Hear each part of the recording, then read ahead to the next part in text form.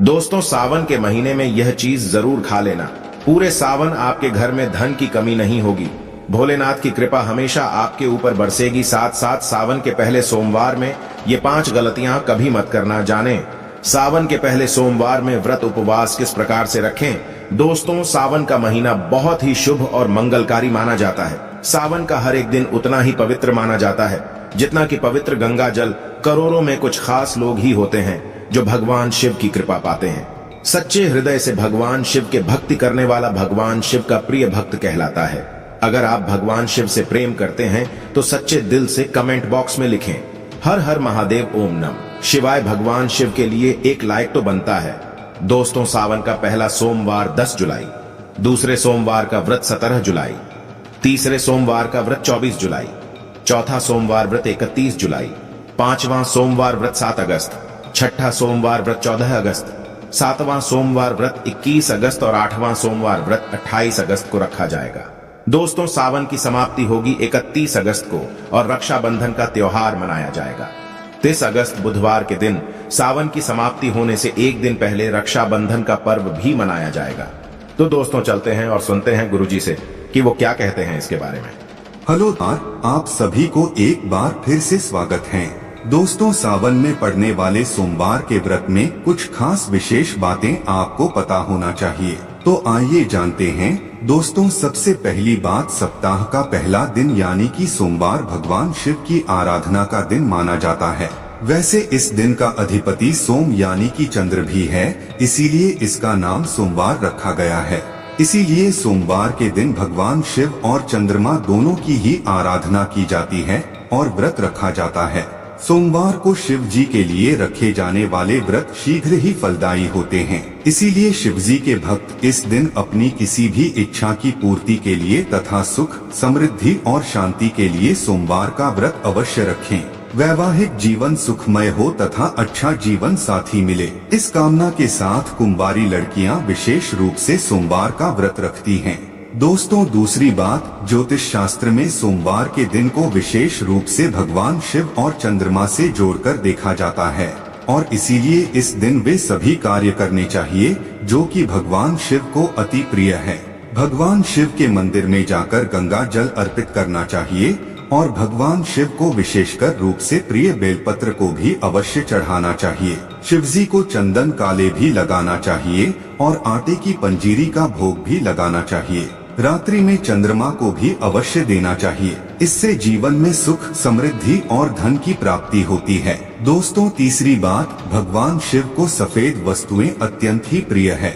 इसीलिए सोमवार के दिन सफेद चीजें जैसे कि दूध, दही, सफेद फूल इत्यादि को भी विशेष रूप से भगवान शिव को अर्पित करना चाहिए और शिव जी को सफेद चीजों का ही भोग लगाकर आप भी सफेद वस्तु ही ग्रहण कर सकते हैं। इससे आप पर शिव जी की कृपा अवश्य बरसेगी। इसी के साथ ही सोमवार के दिन सफेद रंग के वस्त्र धारण करना चाहिए, अत्यंत शुभ माना जाता है। दोस्तों, चौथी बात, वास्तु शास्त्र के अनुसार सोमवार को किसी आवश्यक काम के लिए घर से बाहर जाने से पहले आईना अवश्य देख लें। आपके काम बिना किसी रुकावट के ही आश्चर्यजनक पूरे होने लग जाएंगे और आपको यश भी मिलेगा।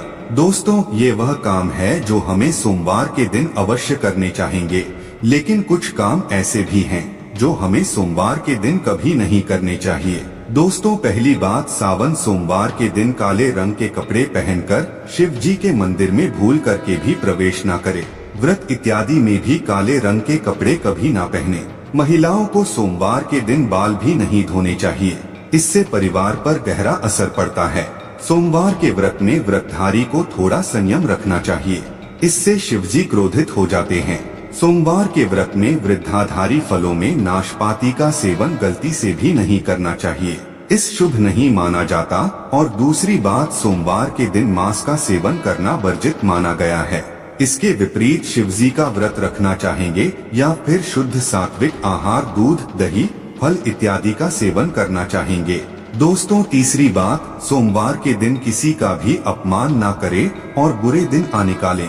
इसे जीवा पर बैठी माँ सरस्वती का अपमान होता है और ऐसा बुरा व्यवहार सोमवार के व्रत में तो कतई ना करें, व्रत टूट जाता है। दोस्तों, चौथी बात, शिवजी की पूजा के साथ ही नंदी महाराज की पूजा भी आवश्यक है। दोस्तों, शिव पशु प्रेमी हैं, इसीलिए सोमवार को 4 पैर वाले पशु का अर्थात गाय माता की विशेषकर रूप से पूजा अर्चना करनी चाहिए। सोमवार के दिन गाय माता को कुछ न कुछ अवश्य खिलाना चाहिए, इससे व्रत पूरा माना जाता है। इसके साथ ही साथ नंदी महाराज बैल का अपमान या फिर उनके साथ गलत व्यवहार बिल्कुल भी ना करें। दोस्तों, 5वीं बात, पूजा करते समय इस बात का ध्यान रखें कि भगवान शिव को केतकी का फूल, कुमकुम, तुलसी के पत्ते, कटे फटे बेल पत्र या फिर खंडित चावल भूल करके भी नहीं चढ़ाएं और संग से भी जल अर्पित ना करें। तो दोस्तों, सोमवार के दिन इस दिन शिव और चंद्रमा की आराधना करें, व्रत करें, शिव मंदिर में जाएं, साफ मन से दिल में कई बार ओम नमः शिवाय मंत्र का जाप अवश्य से कर लें। भगवान भोलेनाथ आप पर अवश्य प्रसन्न होंगे और आपकी हर मनोकामना पूर्ण करेंगे। इसी के साथ ही दोस्तों, क्या आप ये बात जानते हैं कि सोमवार के व्रत में यह फल, सावन के व्रत में ये फल कतई नहीं खाया जाता। यदि आप गलती से भी इस फल को खा लेते हैं तो जीवन भर भगवान शिव के क्रोध का सामना आपको करना पड़ सकता है, आपका व्रत भंग हो सकता है, यहाँ तक कि आपके परिवार पर कष्ट भी आ सकते हैं। कम से कम सोमवार के व्रत में तो ऐसे पाप कतई ना करें। दोस्तों, नंबर 1, शास्त्रों में ऐसा कहा गया है कि व्रतधारी को उधार मांगकर फल इत्यादि नहीं खाने चाहिए, इससे इसे पाप लग जाता है और व्रत भी अधूरा रह जाता है। सोमवार का व्रत हो या फिर कोई भी व्रत क्यों ना हो, पड़ोसियों से मांग करके भी व्रत इत्यादि में फल वगैरह नहीं खाने चाहिए। व्रत में उधार मांगकर खाने से व्यक्ति का व्रत झूठा हो जाता है। ईश्वर की शरण में भी आने पर व्यक्ति को झूठ नहीं बोलना चाहिए, कर्ज इत्यादि नहीं लेने चाहिए, चुगली आदि नहीं करनी चाहिए, उधार मांग कर के भी नहीं खाना चाहिए। यदि आपको कोई अपनी मर्जी से खाने के लिए व्रत में कुछ भी देता है तो उसे आप खा सकते हैं, लेकिन व्रत में कम से कम उधार मांग करके तो फल इत्यादि नहीं खाना चाहिए, इससे पाप लगता है और व्यक्ति की पवित्रता भी भंग हो जाती है। दोस्तों, नंबर 2, सोमवार का व्रत हो या फिर सावन का व्रत, आपको नाशपाती बिल्कुल नहीं खानी चाहिए। दरअसल इस फल का नाम नाश यानी कि नाश करने वाला होता है, इसीलिए इस फल को व्रत में कभी नहीं खाना चाहिए। व्रत इत्यादि को छोड़कर किसी और दिन आप कभी भी ये फल खा सकते हैं, लेकिन अगर जिस दिन आपका व्रत हो उस दिन आप नाशपाती का सेवन नहीं करना चाहेंगे। भगवान को भी नाशपाती नहीं चढ़ानी चाहिए। दोस्तों, नंबर 3, कुटू या फिर सिंघाड़े का आटा खाने से भी आपका व्रत टूट सकता है। आपको बता दें कि लंबे समय से रखा हुआ आटा आपका व्रत भंग कर सकता है। दरअसल पुराने आटे में घुन इत्यादि कीड़े वगैरह पड़ जाते हैं जो ठीक तरह से दिखाई भी नहीं देते हैं। ऐसा आटा खाने पर दरअसल आप मांस का सेवन करते हैं और व्रत में कीड़े खाना घोर पाप के बराबर माना गया है और आपका व्रत भी भंग हो जाता है। व्रत में ताजी आटा खाना चाहिए। लंबे समय से रखे हुए आटे में कीड़े वगैरह पड़ जाते हैं, ऐसा कभी भी ना करें। व्रत हमेशा शुद्धता में ही रखना चाहेंगे। दोस्तों, सावन के इस पवित्र महीने में यदि जिस भी व्यक्ति को ये 5 संकेत मिल जाएं, तो उसे ये पता चलता है कि महादेव आपकी भक्ति से बहुत प्रसन्न हैं और आपको धनी होने से कोई भी नहीं रोक सकता है। तो चलिए दोस्तों जानते हैं। दोस्तों, नंबर 1, बैल का दरवाजे पर आना। नंदी महाराज भगवान भोलेनाथ के वाहन हैं। नंदी को भगवान शिव का द्वारपाल भी कहा गया है। नंदी महाराज को बुद्धि और ज्ञान का प्रतीक भी माना गया है। शिव के मंदिर के बाहर हमेशा नंदी महाराज विराजित रहते हैं, लेकिन अगर सावन के इस पवित्र महीने में अचानक से नंदी महाराज आपके दरवाजे पर आ जाएं और घर की चौखट को सींग मारने लग जाएं, तब आपको समझ जाना चाहिए कि भगवान शिव आपके घर में अब आने वाले हैं, जो कि यह एक उनके आने का विशेष संकेत है। भगवान शिव आपकी भक्ति से बहुत प्रसन्न हैं। वह आपके घर में खुशियां आने वाली है। आपको धनी होने से कोई नहीं रोक सकता, लेकिन याद रहे नंदी महाराज को तिलक लगाकर मीठा भोग अवश्य लगाएं। दोस्तों, नंबर 2, सावन के पवित्र महीने में अचानक से आपके सपनों में यदि शिवलिंग दिखाई दे जाए, अर्थात भगवान शिव दिखाई दे जाए, तो इससे आपको यह समझ लेना चाहिए कि अब आपके जीवन से परेशानियों का अंत जल्द ही होने वाला है।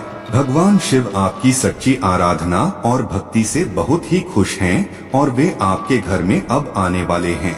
ऐसे में याद रहे कि शिव की भक्ति में कोई भी कमी नहीं आनी चाहिए।